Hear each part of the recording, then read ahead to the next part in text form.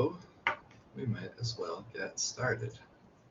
Can I ask someone to fill in the attendance for today? That would be helpful. And then we can take a look at the action items from last time, which I believe we have not addressed at all. So I think we are expecting to deprecate some projects. It, again, it's not been urgent because nobody's actively spending time on them. Yeah, that we would be saving by deprecating. So in terms of actual outcomes, no big deal. And then the other one is gather interest for a public discussion on ROS2 architecture. I think that we had some interest in that, but I never did post about it, just because we've had other things on our mind, and it's been one of those things that someone else brought up. It just not generated internally here. So I'm just gonna, I think, ignore that unless anyone feels strongly that that's something we should be doing as this working group. And then the other one is consider a survey of ROS CI solutions. I think that last time Ruffin said that was something he was doing already anyways and would share with us once he had something worth sharing. So that's another thing that we can just put on the back burner that we're expecting to happen at some point. But again, it's not an active effort right now. I think that all of our focus is elsewhere at the moment, though it would be interesting maybe to go around the table and see what folks are most interested in ROS2 development right now, what they're focused on, maybe just to get a sense of where attention in the developer community is going at the moment. Would you all be amenable to going around the table and talking about that, where your most important areas of ROS2 are right now? For me, I think it's ROSBag2 stability, although we haven't had much time to work on that recently. I'm thinking I'll get more time to work on it in a few weeks. So maybe I'll just go on to Matt, if you want to talk. I'll just go around the circle and mute yourself if you want to. Yeah, my biggest area is the ROS launch, multi-machine launching stuff. Oh yeah. With other things for a few weeks, but I hope to get back to that and maybe have something out in the next 3 to 4 weeks. I'll be gone the next 2, but within a week or 2 after I get back, hopefully I get the next draft of design documents out. That's great. Yeah, looking forward to reviewing those next documents. I think it was a good conversation. It was interesting, and it's the sort of thing that we absolutely need to solve in ROS2. So yeah, I really appreciate the discussion too. It was really helpful. Yeah. How about you, Dirk? What's going on your side of the? Well, you can summarize. You can maybe not summarize that in the meeting notes, but no focus for me on that one because this is probably going to be my last tooling working group attendance because I will leave Open Robotics in a couple of weeks, and we'll see what comes after it. Wow.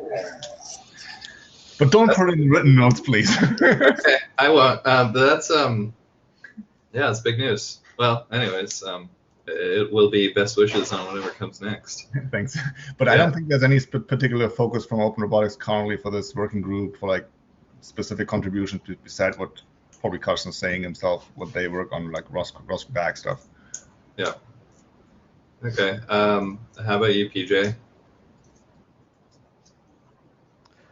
So I'm working with Matt actually, and for the stuff we're working on, the multi-machine launching is definitely the biggest thing that we need, but that's also a bigger long-term goal. Improving the stability and performance and features of ROSBag2 is also pretty important, so that's what I've been working on lately. Aside from that, I'm also generally interested in improving visualization tools. Cool, yeah.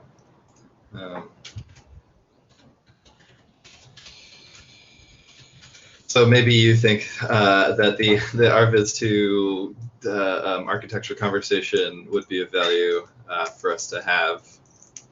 Yeah, RViz isn't something that I've personally looked into a lot yet, but probably will be in the future. So, What if I may ask, what have you been looking at, like RQt or other tools like WebViz or? I work a lot on MapViz, which is a tool that Southwest Research Institute made. And aside from that, also RQt visualizations, or not necessarily visualizations, but GUI tools like the console and RQt graph, Mm-hmm. and also the diagnostics monitoring tools like the robot monitor and runtime monitor. Oh yeah, I think that it definitely would be really valuable in ROS2 to think about a cohesive story around the robot monitor and the diagnostics package, because we have now some like statistics messages that are defined for topic statistics reporting that maybe it would be good to use those message types within the diagnostic system. Is the sort of thing that like maybe some consolidation would do as well. Yeah, that would be nice. How about you, Lander?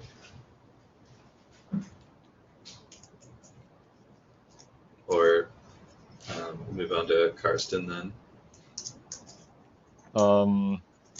Certainly all the points you listed are extremely valuable. I think for me it's like ROS-back 2 and maybe cross-compiling what I can contribute. For more, there's really not much more room. Yeah. And you've also been working a lot on ROS control. I know it's not within the umbrella of this working group, but I'm just trying to get a sense of like where people are putting their efforts. Right. You've been working. I mean, you've been running the control working group, right? I haven't actually attended, so I don't. Exactly. Yeah. And I guess at one point I hope to kind of like close the circle. The moment we have that control framework in place, I guess there's more need for tools on top. So maybe there's like, you know, To use it more easily. back. Exactly. Yeah. Maybe a tuning interface or whatever. Hey, Ruffin, it looks like you joined a little late. Well, I'm just taking a little survey of what everyone's sort of major focus is in ROS2 development right now, just to get a sense of where people have their brains pointed. So I finished documenting the navigation CI. I wasn't sure how to add that to the future agenda, but I can paste a link to that. Oh yeah, I hadn't put the skeleton in place yet. That's my bad. I should probably do that for the next couple of meetings. The other thing is been looking to form a smaller focused working group on just Rust and ROS2. So talking to people, gathering ideas, specific like what's building Rust ROS packages with Colcan, or generating documentation to integrate with the rest of the docs, or kind of pushing tier support with the Rust client library, stuff like that. I'm pretty interested in. Yeah. I know you brought up at one point that maybe we should write the RCL layers in Rust instead as a modern systems language for, was it better embedded machine support or no, real-time? We had a conversation briefly on Discourse about it. It's just a lot easier to root out memory safety errors when you have these compile time guarantees. But I think the other thing is it's a lot easier to do refactoring.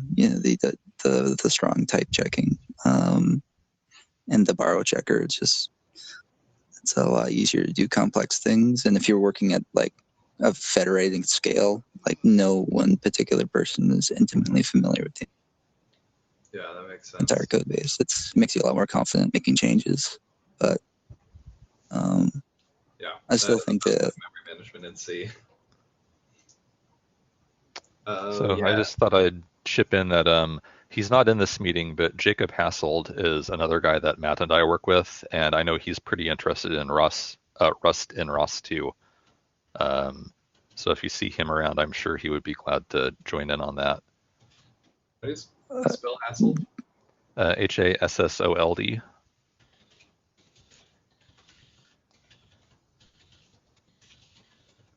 Jacob Hassel. Okay.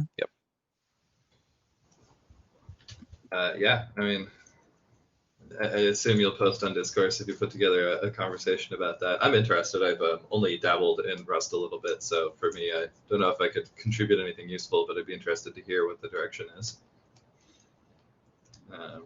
Yeah, okay. Thanks, everyone. I just feel like it's good to check in now and then with everyone, and I think we're sort of trying to reassess every 6 months or so about this working group and what direction we should be focusing it in and how we want to run it. So if anyone's ever got ideas about that, I'm always super open to it. So that being said, I don't think we have any community PRs to look at, so no worries there. The governance model has not come into play all that much. It's just there in case we have anything to think about, I suppose. And then, I'm missing part of the normal agenda, which is to take a look at the backlog.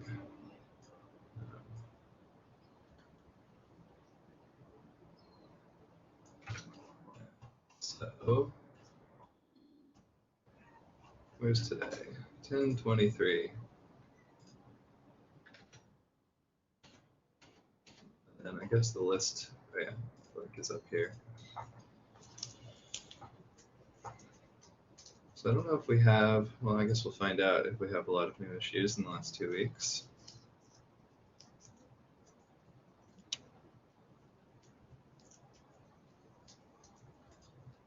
Let's see. I'm not looking at it yet. Yeah, okay. So yeah, we've only got a few things here, which is it possible to pass an option to the linter? I see. Okay, so extra configuration rather than just the default configuration.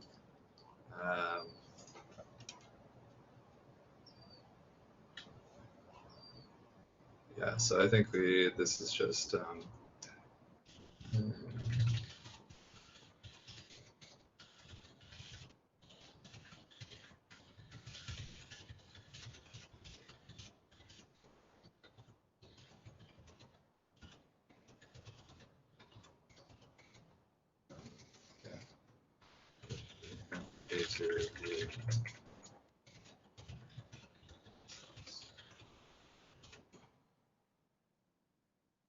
comment. And yeah, maybe we'll leave this open as a feature request. Maybe I'll just say, oops, where did it go? Ability to add an extra option to filter.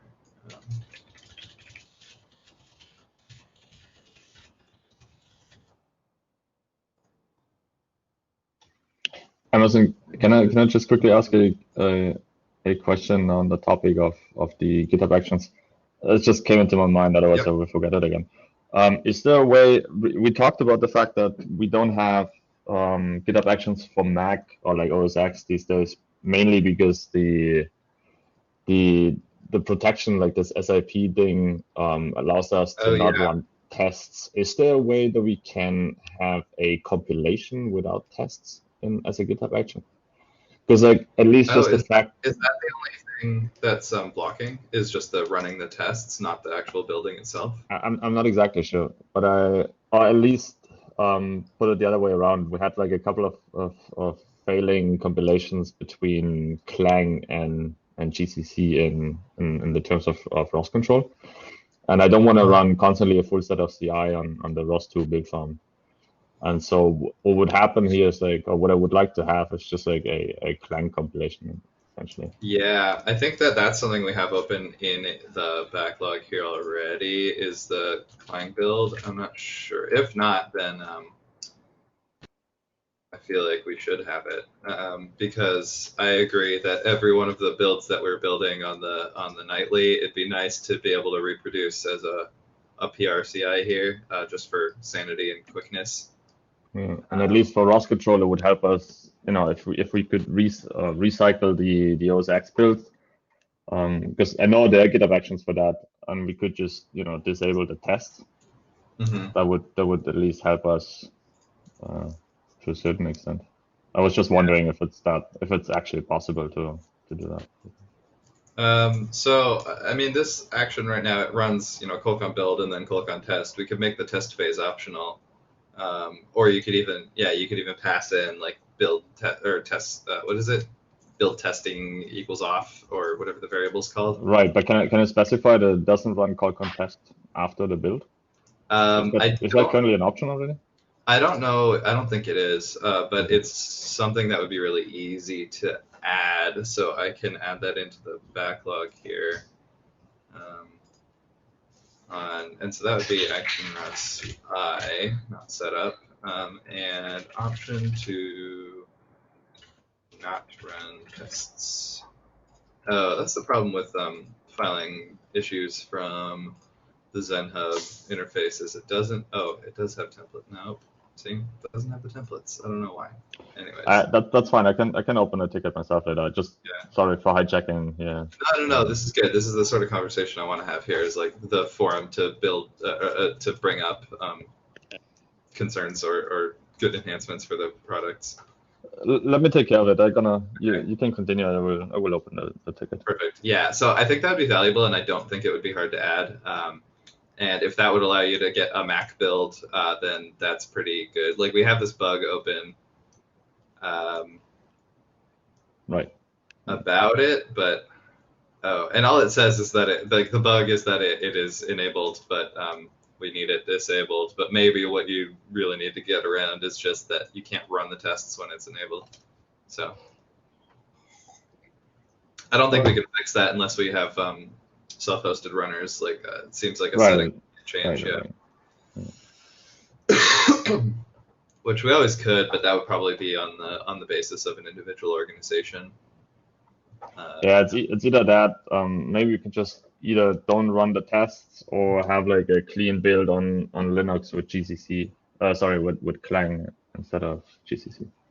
Maybe that would go at least in the same direction. Okay. When you set up the CI, the action the build, that's Sorry, Ruffin, we can't really hear you. It's really quiet.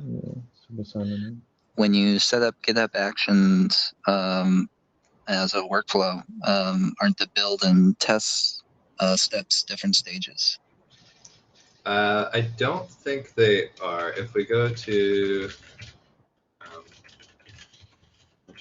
one approach, we use the navigation as we split it so that we can build the artifacts once, and then we parallelize the testing stages for different RMW vendors. That makes perfect sense. And I think it would probably be a smart thing to do here. It just is not what it does right now. It does this like 5-step process here, which is checking out the code, doing a ROS step install, click on build, and click on test. Yeah, exactly. But we could make it so that you could skip running the tests and then run your own test command, or not as a run afterwards. I think that would be just fine to have like a Boolean run testing that defaults to true. Yeah. The other thing is if you cache the build artifacts and then have the run step restore from that, it makes it easy to like repeat tests if they're flaky without having to like rebuild the world. Oh, yeah, that makes perfect sense as well. So you can do that by, I guess you would upload an artifact with the specific build ID, and so it could look for its own artifacts first. Yeah, there's every container-based CI solution I find have their like own kind of a unique approach to caching and values, but they're all sort of the same premise of key value storage, where you pretend like the PR number and the architecture and and then maybe some timestamps, so it's always like the latest cache you restore from. But then you have some sort of deterministic means of restoring it. It makes it really easy to break up your entire CI into multiple, formulate more complex JAGs.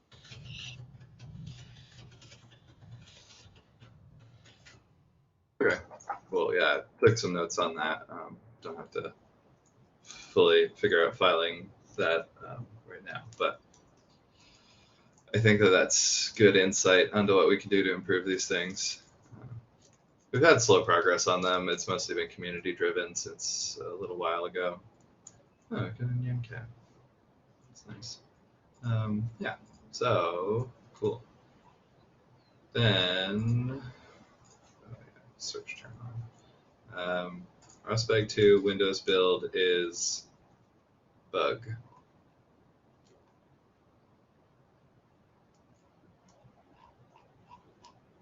And we've had no communication on this.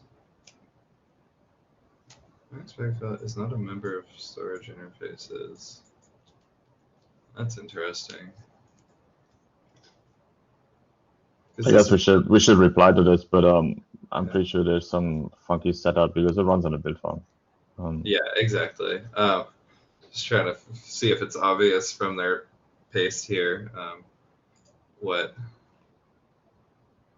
problem they're running into. But yeah, okay. It might be is he using ROSBag Pi? I'm not sure if that's compatible with ROS2 Foxy, because I think it was merged after, right? Yeah. So maybe he's trying to build that as an overlay on Windows. I don't know. Yeah, so he's trying to build the master branch as an overlay on Foxy, but the compilation error I'm seeing is weird because it's from like internal variables. Right. We're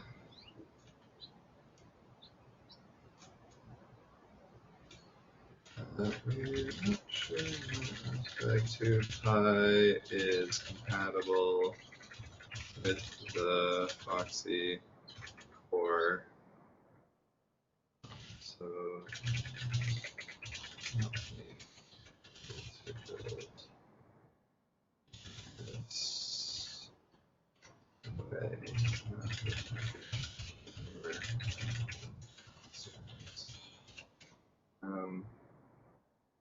And then, okay, and they want to read 2 Pi is a thin layer.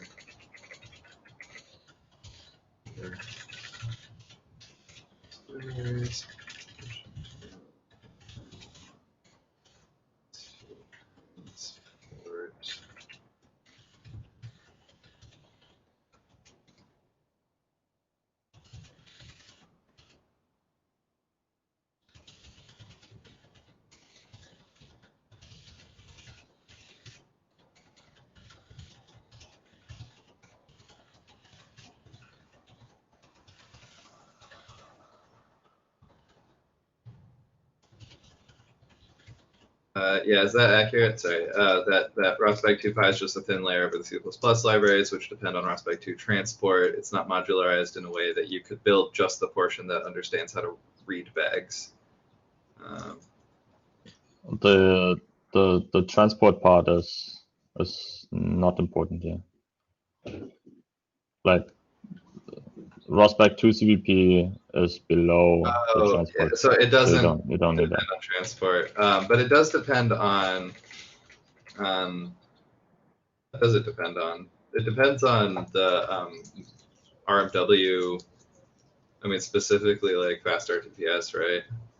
No, that's the complete point. Like ROSBag 2 CPP is everything. Like this is basically ROS agnostic when it except the message, except the message types.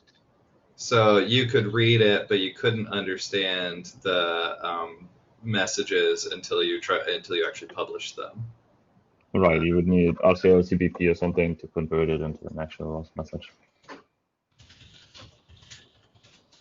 Yeah. Okay. So the messages are stored serialized format. The queue doesn't have code to deserialize. In case that happens by publishing this system.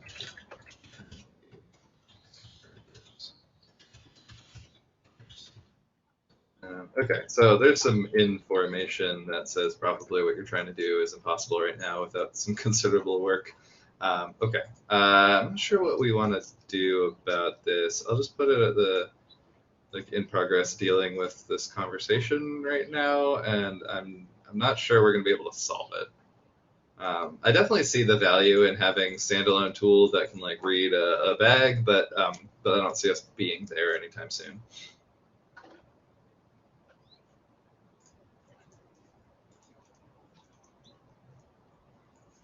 Oh, cross compile. That's nice. I don't get a lot of attention on this. So we have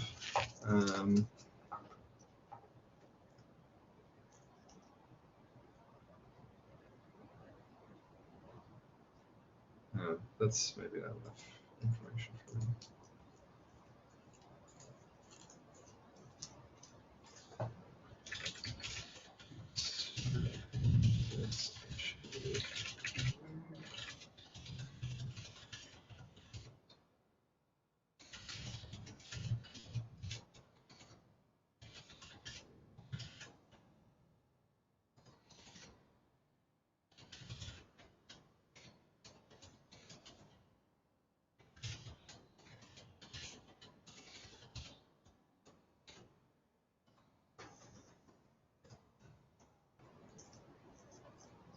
Okay. That is, I guess, just in progress conversation as well.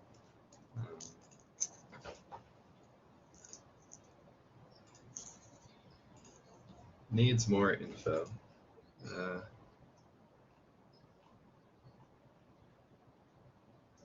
Is that a tag that we have? Question. There we go. Oh, wait, I want a question and bug. Perfect. Okay. So that's it for new issues on the backlog. Maybe something that would be mildly interesting to take a look at would be what the composition of the backlog looks like right now, which I think that looking at labels like bug is probably interesting. And why does these ones not display? I don't think I like this view.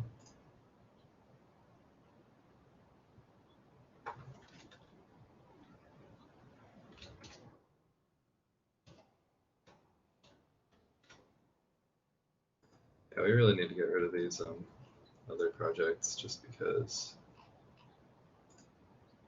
we are not planning on maintaining them.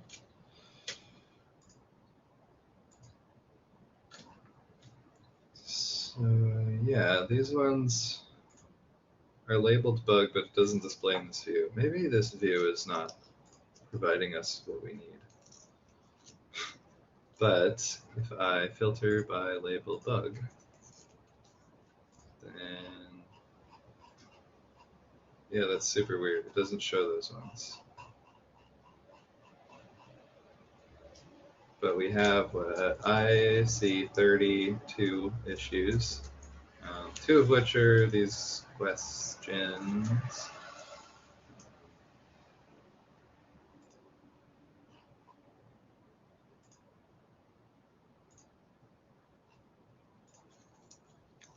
And let's see, playback error on Mac. Is this something that is in progress?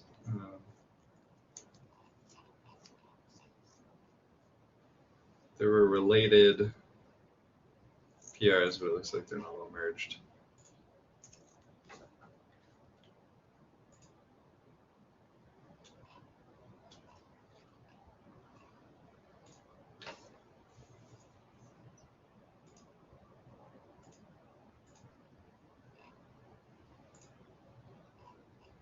It's interesting that it showed bug but didn't have it checked, and when I added bug and removed bug labels now, is that a thing on the GitHub side that's being strange?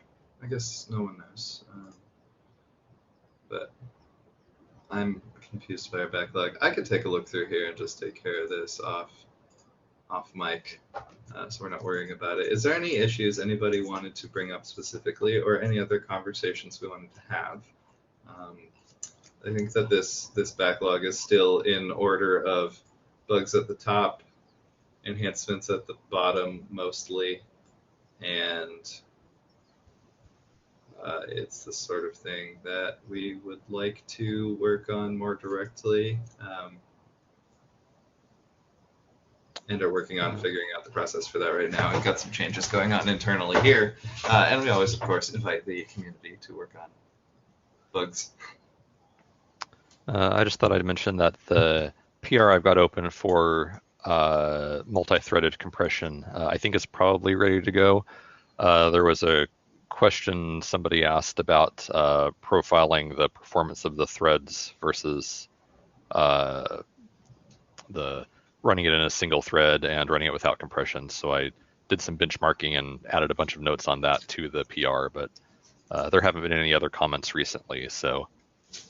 Oh yeah. Okay. I'll take a look at this. And I also I opened a PR for switching the file compression to using the ZSD streaming interface, and I think that's probably ready to go. Although I'll want to rebase it on master after the multi-threaded PR gets merged in. Okay. So that's.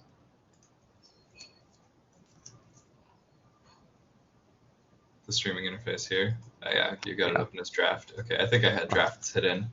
Okay. Cool. Yeah, so we'll take a look first at it. Oh, and it looks like it includes the changes from this one. Yeah, so looking at the diff right now is probably going to be kind of messy, but I'll rebase it when the other PRs merged in. Great. Sounds good. Yeah, I'll make sure to take a look at this today. So that we can move it along. Sorry for the slow reviews. That's all right. Yeah. But exactly, this is exactly the place where I want to bring that stuff up. Like, if you have a PR that needs attention, please, working group is a great place to call us out. Yeah, thanks. Great. Okay, so I'll look through that today,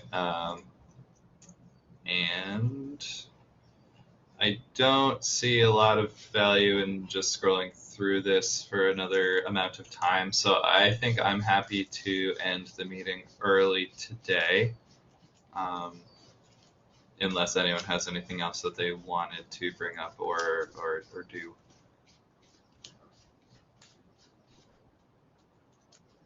Okay. Anyone got any ideas for breakout meetings for next week, or should we